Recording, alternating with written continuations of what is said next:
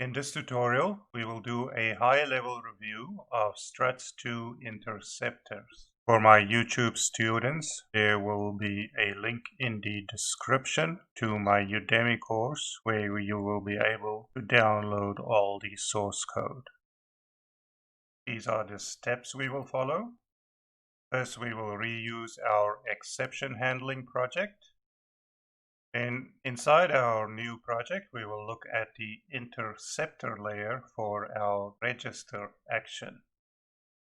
Then we will add specific struts to interceptors to our register action. Then we will run our struts to interceptors for the register action. And finally, we will discuss writing our own struts to interceptor. So let's get ready to move into Eclipse. So here we are in Eclipse, and we've copied the exception project to the interceptor project. So let's run it quickly and run through a quick register action.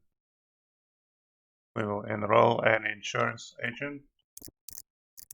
Now, before we click on register, let's review what happens behind the scenes here. The interceptors will, for instance, have to handle any exceptions that are generated. It will have to convert these string request parameters to the actual class parameters of the insurance agent.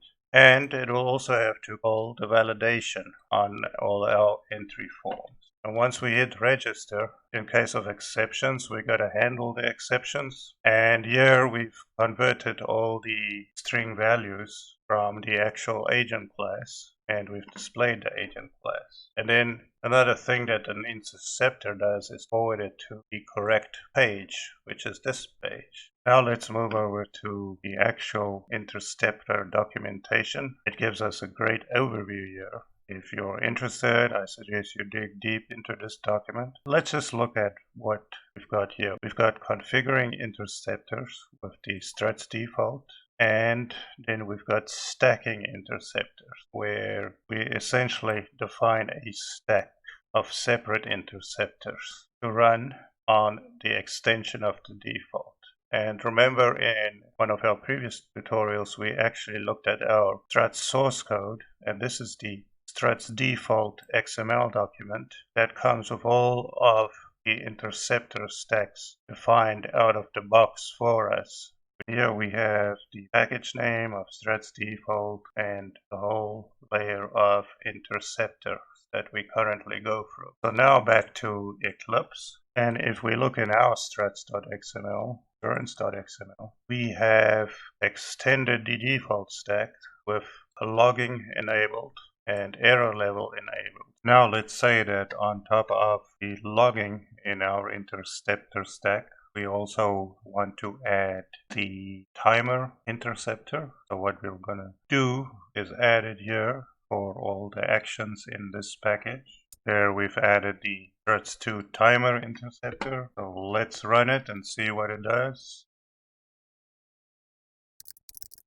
Looking at the console, it says Interceptor, Timer Interceptor, executed action, insurance action, register input, and it took 589 milliseconds. So now we know what the Timer Interceptors does. If we look at the rest of the log file, we see we've got the internationalization interceptor that got executed with locale is English. We got the file upload interceptor, this bypassing menu, and we see that the internationalization interceptor is very busy. And once we execute this action, we got another timer. Execute took 144 milliseconds.